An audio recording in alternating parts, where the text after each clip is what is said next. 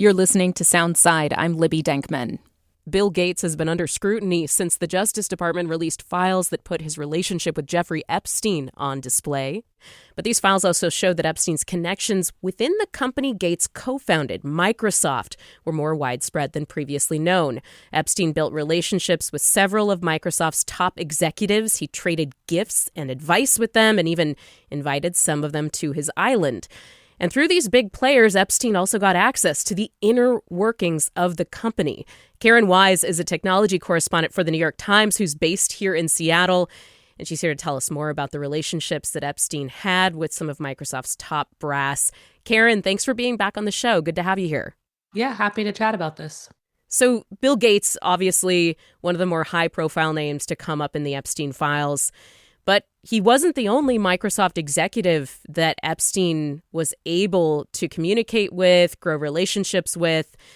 What are the other names associated with Microsoft that were revealed in these files, Karen? Yeah, I mean, the files show more than 2 decades of building relationships through Microsoft's kind of upper echelon and kind of a steady progression and trying to kind of leverage one relationship to the next. And early on, he built relationships in the kind of technology research side of the company. A very important figure there is Nathan Myhrvold, who was eventually CTO of Microsoft. He built relationships over time with Steve Sinofsky, who was a very senior executive at Microsoft, particularly in the era when Steve Ballmer was CEO. And then with current board member Reid Hoffman, he built that relationship when Reid was a venture capitalist and on the board of LinkedIn. Reid joined Microsoft when Microsoft acquired LinkedIn.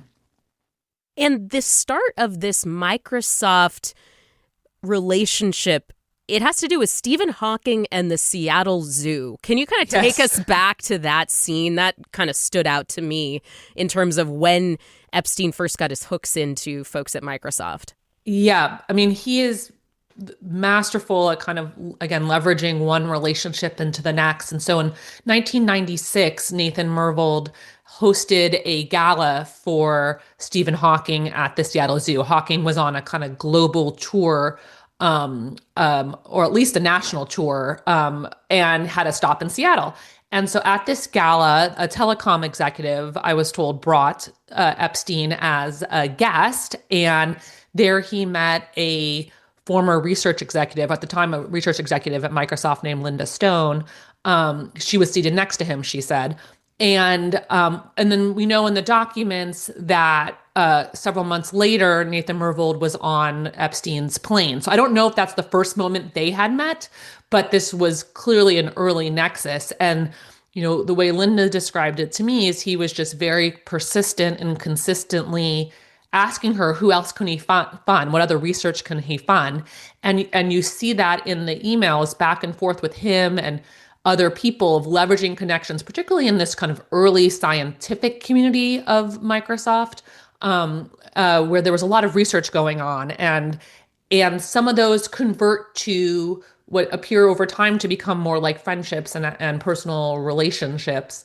And they ultimately have a big impact. So for example, when Bill Gates finally decided to meet Epstein, he wrote to one of his advisors who had been advocating for this and said, you know, Nathan agrees with you that I would enjoy meeting him and that it's an okay thing to do. So that all that groundwork that Epstein laid paid dividends for him over time. Yeah, it's like he's jumping from lily pad to lily pad, networking his way in.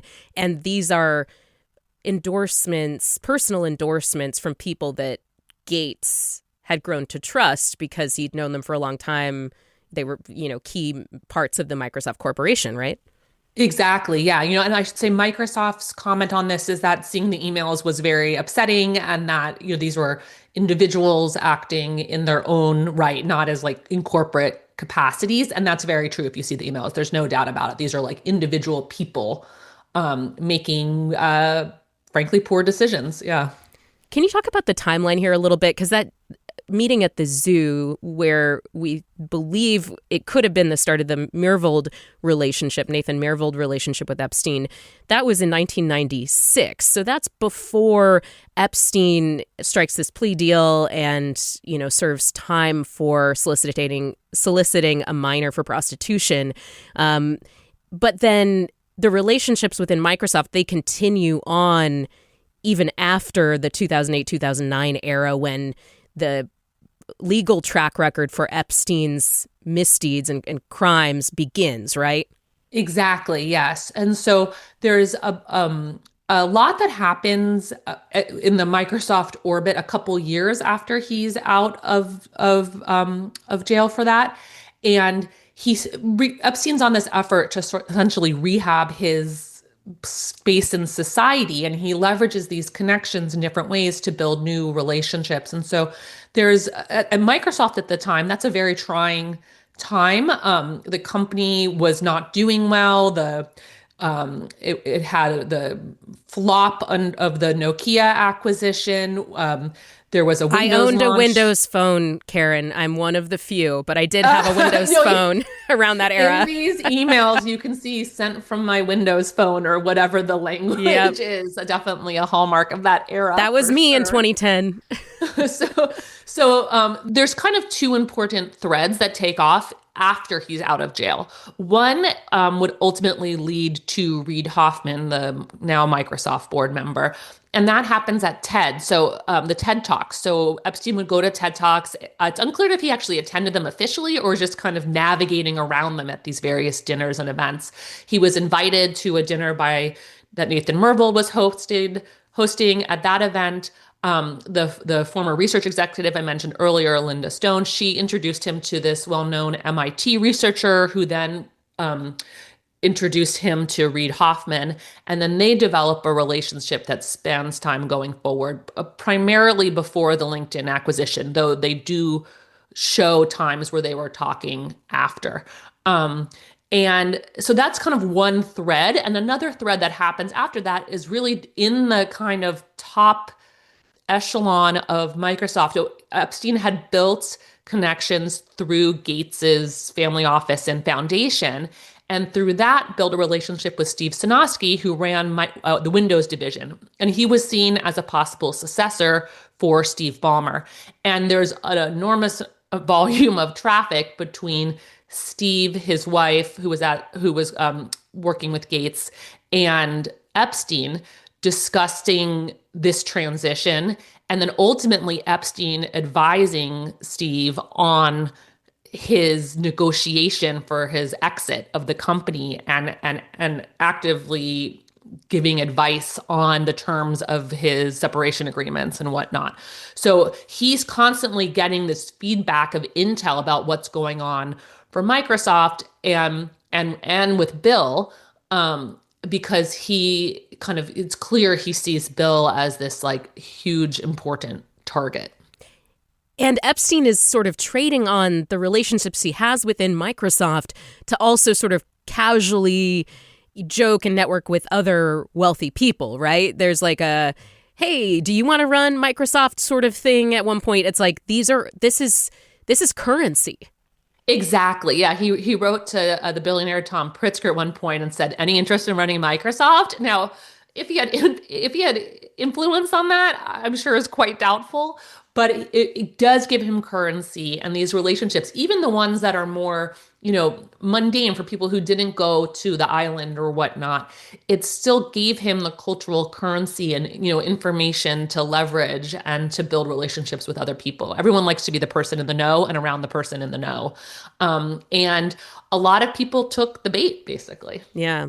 We should say that Gates reportedly, according to the Wall Street Journal, talked to members of the Gates Foundation about his ties with Epstein and, admitted making mistakes, saying that it had cast a cloud over the philanthropic organization, but has again insisted that he didn't do anything illegal. The quote from the Wall Street Journal is, "I did nothing illicit. I saw nothing illicit." He's admitted to affairs and lapses in judgment and called the relationship with Epstein a mistake. What do you make of the fallout with Gates, Karen? I mean, you've been covering the tech industry and Microsoft for a long time, and Gates has previously, we knew he had a relationship with Epstein of some kind, but this set of emails has really shone a light on kind of the really embarrassing elements of what Epstein knew about him and when. What do you think about the way that this affects Gates's reputation and legacy? Yeah, I mean, it's indelible, I think, ultimately. It's hard to avoid it. And it's obviously a huge lapse of judgment to, he has said he pursued the relationship to advance philanthropy, and but at the same time, like, it clearly is backfiring, and tarnishing essentially a lot of work he has done. Not everyone responded to our request for comment, but all the executives that did said that they regretted the relationship in various ways, that they wish they had never met him, type of thing. Some showed no kind of explicit wink wink knowledge of stuff, but some are more I kind of randy. I don't know if that's the right word to use. Nathan Myhrvold's, I would say, stand out in that sense. And he has said his relationship was purely professional. He did not respond to our request for comments, but in the past has said the relationship was professional. And these emails I couldn't figure out how to get them in the New York Times under our style guidelines to be appropriate. So, yeah, but Myhrvold, like, for example, you report participated in that birthday book, which... Yeah. Now, the documents released by Congress show a signature by President Trump, a drawing of a naked woman. He has sued, a major newspaper over the publishing of that. But Myhrvold basically kind of, as you say, winkingly writing about Jeffrey's lifestyle as being like an inspiration for him. So definitely not what I would call a professional style of interaction, at least. So it's kind of hard to tell if that characterization today is really accurate. Holds up. Yeah. I mean, there was other correspondence too that was explicitly sexual in nature. That's different than saying if he knew that there were underage women or trafficking going on, underage girls, I should say, or trafficking going on. But clearly he knew there was a sexualized culture around Epstein, and that he that he advanced and stuff like that. And you asked about ramifications, and I think, you've seen a mix. It's obviously personally damning for a lot of people, but not everyone has been kind of defenestrated or thrown off boards. Nathan's still on the board of here in the Seattle area of TerraPower, which is Bill Gates's alternative energy startup. Reid Hoffman's still on the board of Microsoft. I think they point to the fact that most of their interactions predated when he came on to the board, though they're not good interactions, many of them. You see him at one point saying to Epstein, "I can help you with your PR. I've been thinking about how to help you with your PR." So but then in other parts of the business world, you have seen an academic world, you have seen people lose roles and whatnot. And I think there's a debate as to whether or not that's the right response, the necessary response, when that's appropriate or not. But it's not universal that it's happening or that it's not happening. There's sort of a patchwork of kind of professional accountability, though I think in terms of like image and legacy, this is kind of permanent for certain people who were more deeply involved with him. It's very interesting now where it feels like accountability in certain spheres has been swift. And when it comes to, for example, the British government, going after who was formerly Prince Andrew, different members of, agencies there, high-level people in the British government stepping down. Different parts of the business world and society in America have had swift reckonings on people who were close to Epstein. But when you have somebody in the White House who was a friend of his for, a long time and has a documented history of hanging out with him, it kind of feels like in America there is a patchwork of different types of expectations for people who had Epstein ties today. And, in some places there has been no apparent ramifications for that. So I don't know. I feel like, Karen, I guess to leave this conversation, what do you think about, will there be any long-term impacts for Microsoft or any other impacts to this technology world that you can foresee because of the revelations in these emails? You mentioned Prince Andrew. He was arrested for leaking essentially proprietary information to Epstein.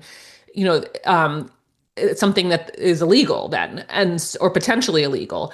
And in what we've seen in the documents, it's not clear there is any illegal behavior going on. There's just poor, bad judgment. And also, I think it just shows the way so many people in the kind of upper echelons of the technology and business world are interwoven with each other. So Reid Hoffman is still on the board. But if you were to boot Reid from the board, Gates isn't on the board anymore, but he's still involved with Microsoft. At TerraPower, if Bill were to kick Nathan Myhrvold off the board,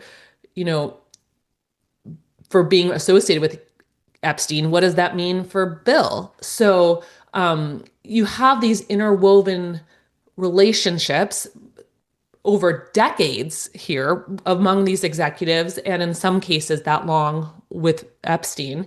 And it's just very hard to untwine them and also to figure out the severity of what is worthy of being kind of canceled. Yeah. Yeah, there's a huge range, and looking at these, and there's literally millions of documents, and you see people who are very actively engaged. You see people who are reticent but still do it. You see people who say no or don't take the bait, and which are some of the most interesting ones, actually. Yeah, Mark Zuckerberg was one that seems to not have responded to attempts to connect him. Yeah, we saw this. Epstein was clearly kept trying to get to Paul Allen. You saw he asked to sit next to him at an event.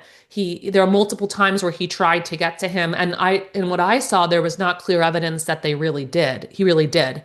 So you end up with a lot in the gray zone, and I think it's a bigger question of what do you do with that information? As a company, as a society, as obviously legal things is like a whole other world. So there's just a lot of there's so much to still go through. And then also just, I think, a broader question of like, what deserves what response, essentially. Karen Weise is a technology correspondent for the New York Times based in Seattle. She reported on ties between members of the Microsoft Corporation, past and present, and Jeffrey Epstein. Karen, thank you very much. Thank you. Thanks for listening to Soundside. Don't forget you can listen live on KUOW 94.9 FM Seattle at noon and 8 p.m. Monday through Thursday, or anytime online at KUOW.org or on your favorite podcast app.